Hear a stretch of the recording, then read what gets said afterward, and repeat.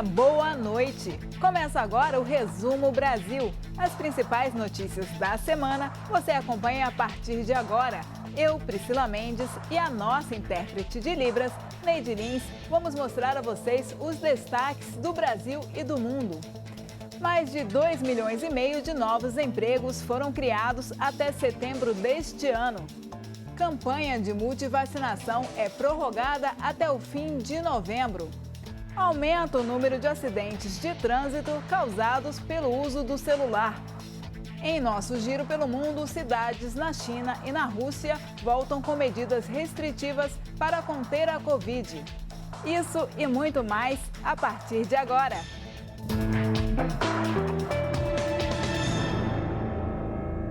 Em todo o país, mais de 2,5 milhões de empregos com carteira assinada foram criados este ano.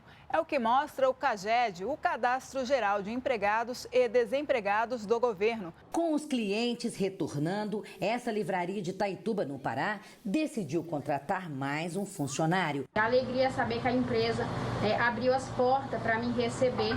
E hoje eu tenho a oportunidade de fazer parte da equipe. A proprietária da livraria já pensa em reforçar o time de vendedores. As vendas aumentaram, o nosso estoque está muito organizado e nós temos visto a melhoria dentro da nossa empresa. Em setembro, o Brasil registrou a abertura de quase 314 mil novos postos de trabalho com carteira assinada, um aumento de 21,8% em relação ao mesmo período do ano passado. As contratações cresceram em todos os estados, lista liderada por São Paulo, Minas e Rio de Janeiro. E o setor de serviços, mais uma vez, alavancou os números ao garantir 143 mil novas vagas, com o destaque para o aquecimento do turismo interno. A indústria ficou em segundo lugar ao contratar cerca de 76 mil brasileiros. Em terceiro lugar ficou o comércio, que empregou mais de 60 mil pessoas.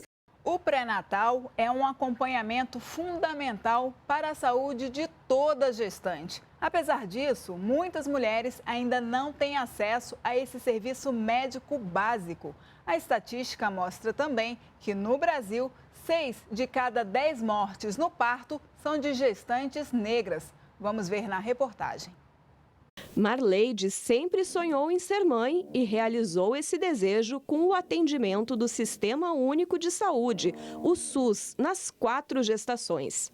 Mas nem sempre foi fácil para ela conseguir o acompanhamento médico necessário. Eu também trabalhava muito distante daqui de onde eu moro. Eu tinha que passar um dia lá para poder fazer o pré-natal, o atendimento, e quando tinha ultrassonografia, quando tinha exames específicos, eu também tinha que ser um dia inteiro lá. As dificuldades enfrentadas por Marleide se repetem com milhões de brasileiras negras. É uma ausência do Estado que permeia diversos vieses de vidas dessas mulheres, desde a possibilidade de segurança alimentar, trabalho, até o contexto de mortalidade materna. Dados do Ministério da Saúde revelam que mulheres negras têm menos acesso a consultas ginecológicas e de pré-natal.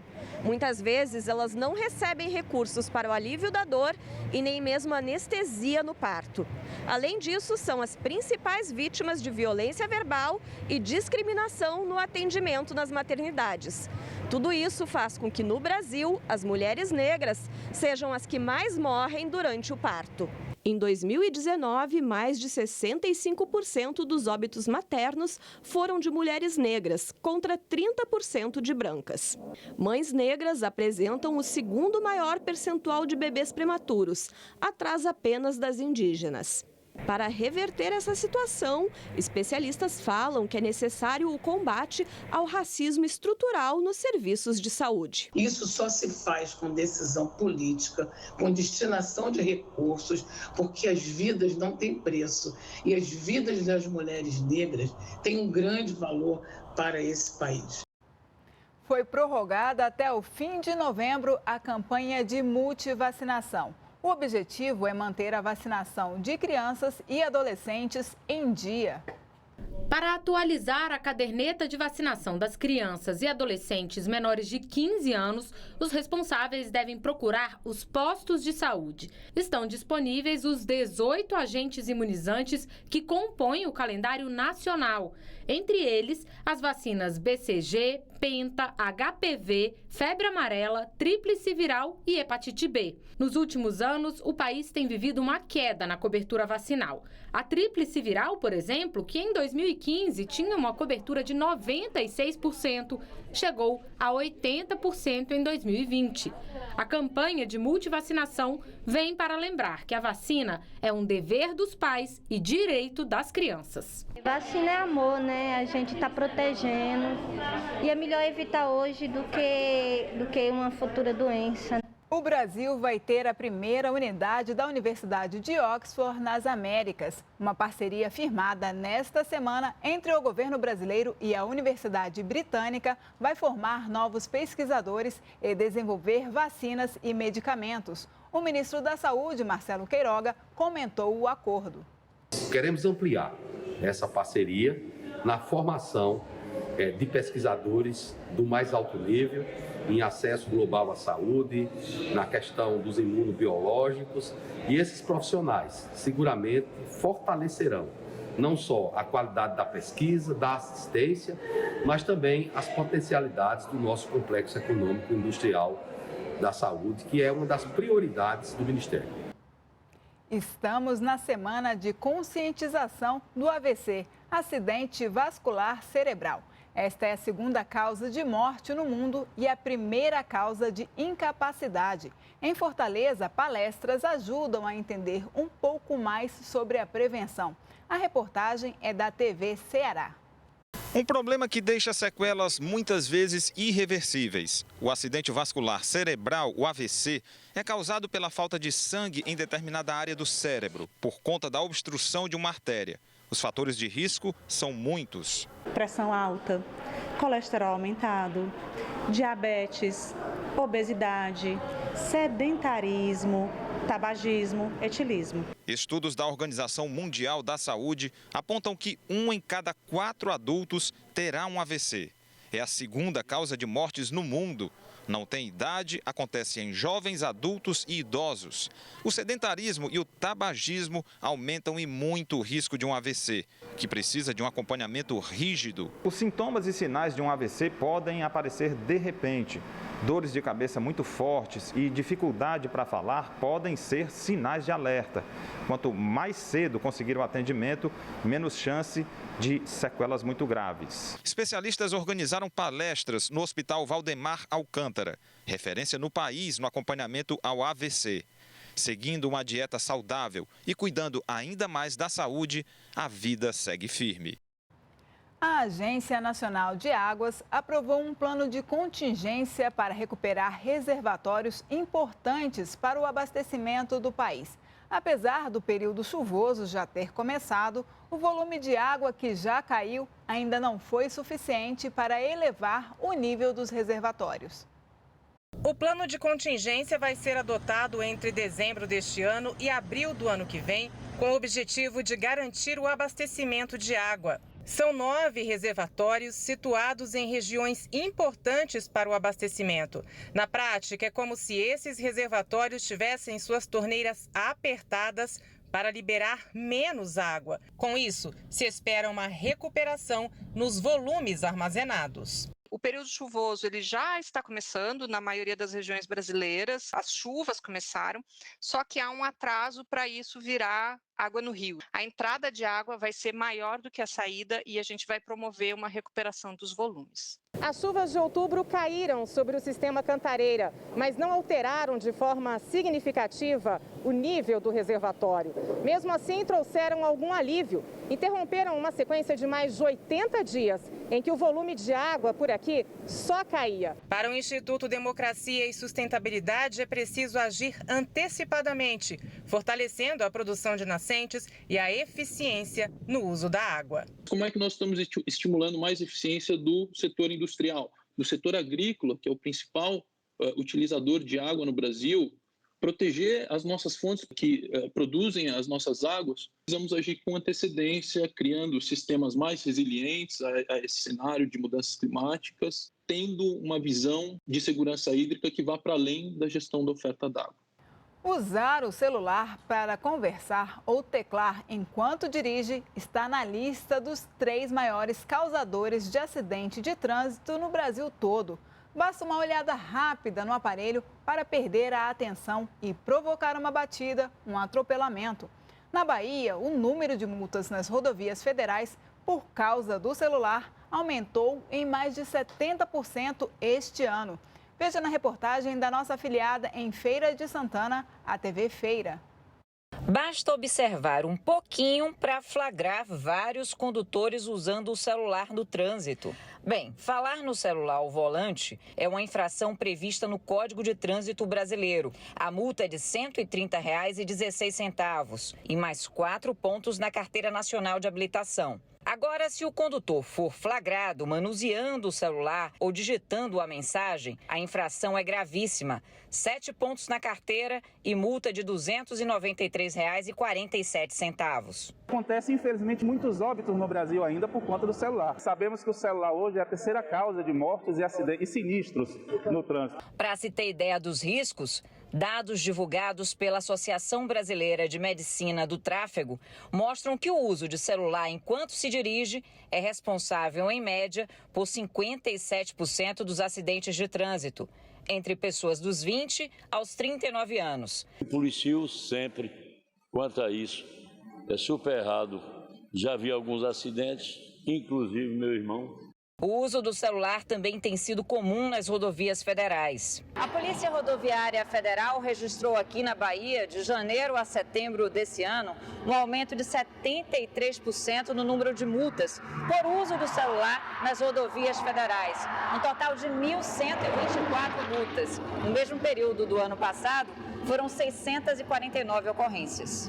1 minuto que o condutor baixe a cabeça para ler uma mensagem ou para responder, escrever, ele pode perder a noção do espaço.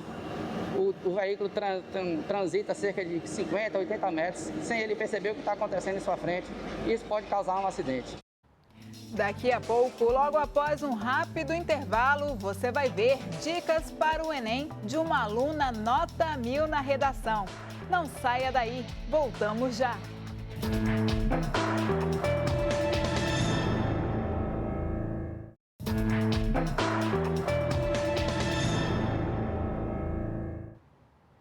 Agora vamos às notícias internacionais. A semana foi de anúncios de novos lockdowns em alguns países por causa do aumento dos casos de Covid-19.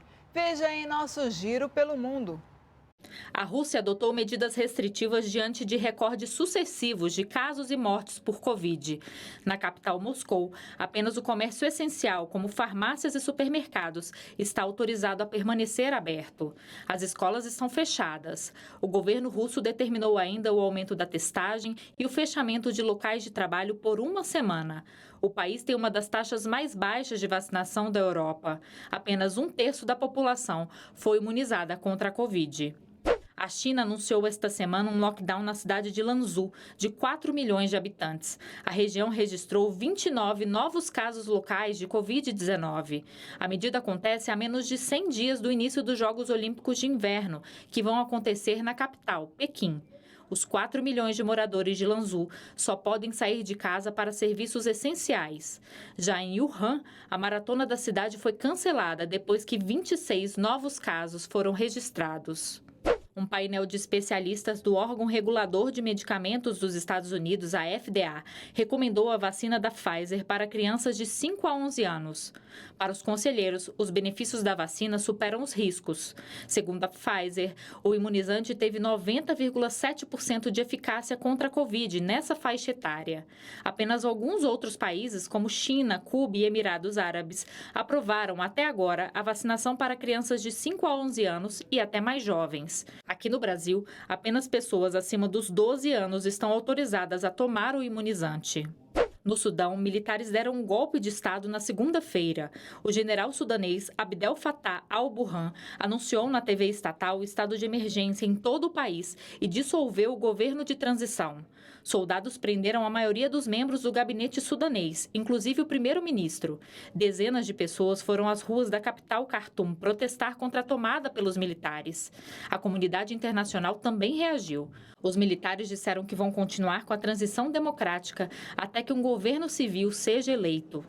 E no Japão, a princesa Mako abriu mão da realeza ao se casar com um colega de faculdade, o plebeu Keiko Muro. Ela também abriu mão do dote equivalente a mais de 5 milhões de reais referente ao desligamento. O início do namoro foi comemorado pelos japoneses, até a publicação de que a mãe do noivo teria pedido um empréstimo equivalente a 200 mil reais para custear os estudos dele e nunca pagou.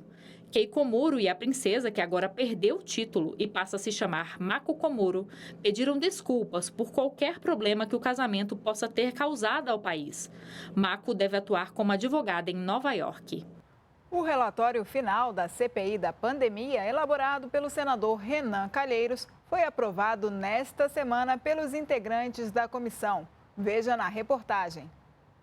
A nova versão do relatório final apresentado pelo senador Renan Calheiros aumentou de 66 para 78 os pedidos de indiciamentos de pessoas físicas e manteve na lista 2 empresas. A Precisa Medicamentos, suspeita de irregularidade na tentativa da compra da vacina indiana Covaxin, que não se concretizou, e a VTC-Log, responsável pela logística das vacinas e insumos contra a Covid. Segundo o relator, os trabalhos da CPI já resultaram em medidas concretas. VTC-Log, investigação preliminar sumária foi aberta para apurar suposto pagamento de despesa de Roberto Dias por subsidiária da VTC-Log. Providência do Ministério Público Federal.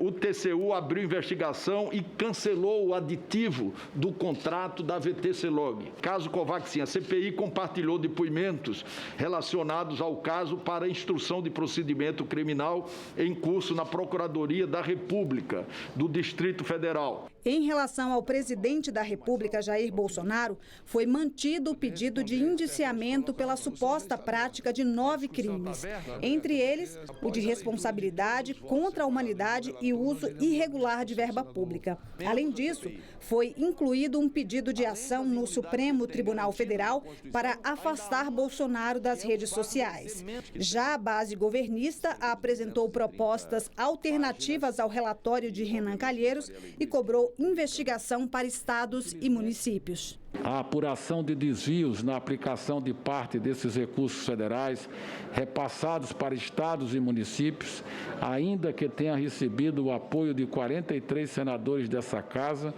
não recebeu a devida atenção ao longo da investigação. Manifesto minha discordância quanto às conclusões do relatório final, rechaçando em particular as tentativas de criminalização do presidente da República, contra quem não há comprovação de recebimento de qualquer vantagem indevida ou de autoria e materialidade de crimes. Permaneceram na lista de denunciados ministros, ex-ministros e parlamentares. Os trabalhos da CPI resultaram em pelo menos 16 projetos de lei e uma PEC, que pedem, por exemplo, o pagamento de pensão para os órfãos da pandemia e a criminalização de quem cria e divulga notícias falsas.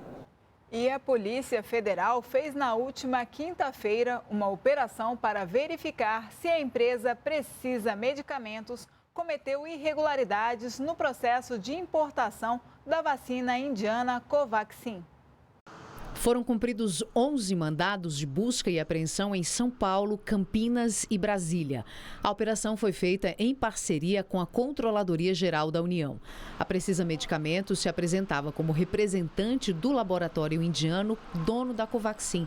A empresa brasileira é acusada de apresentar documentos falsos ao Ministério da Saúde e à Controladoria Geral da União, além de cartas de fiança irregulares que podem chegar a R$ 500 milhões O Ministério da Saúde disse que colabora com as investigações. A operação de hoje foi motivada por denúncias da imprensa. A CPI da pandemia no Senado também analisou se houve irregularidades no pedido de compra de 20 milhões de doses da Covaxin pelo Ministério da Saúde. O Brasil não chegou a adquirir a vacina indiana porque o contrato com a Precisa Medicamentos foi cancelado em agosto. Para os jovens de 16 e 17 anos, o voto é facultativo, mas muitos já escolhem participar das decisões políticas do país. E tirar o título não é nada difícil. Veja na reportagem. De acordo com a Constituição Federal, o voto é facultativo para jovens de 16 e 17 anos e obrigatório a partir dos 18 anos. Mas o que muita gente não sabe é que os jovens de 15 anos que completarão 16 até o dia 2 de outubro de 2022, data do primeiro turno das próximas eleições, também podem tirar o título de eleitor e garantir o direito de decidir os rumos do país. É o caso da Iana, que mora na zona rural de Barras, no Piauí.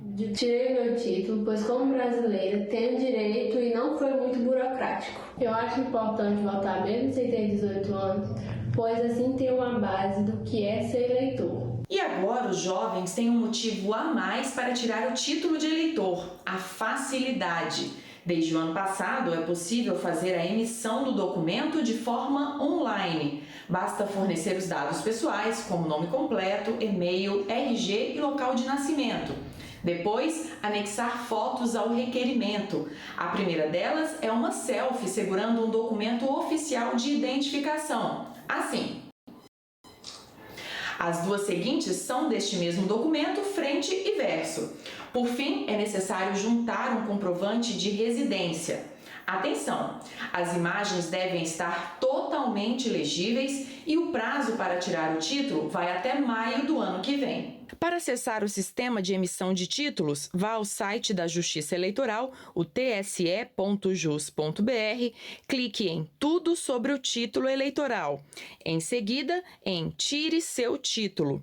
Depois de ler todas as informações sobre o processo, clique em Iniciar seu atendimento remoto. Para o jovem, principalmente esse público que tem tanta afinidade e facilidade com a tecnologia, é um instrumento que ajuda bastante ele a se aproximar da justiça eleitoral. E em tempos de pandemia, em que nós acabamos suspendendo todo o atendimento presencial, a ferramenta tecnológica também se mostrou absolutamente necessária e oportuna. E estamos na reta final para as provas do Exame Nacional do Ensino Médio, o Enem. E para boa parte dos alunos, o maior desafio é garantir boa nota na redação. Pensando nisso, nós entrevistamos uma aluna nota 1000 na redação.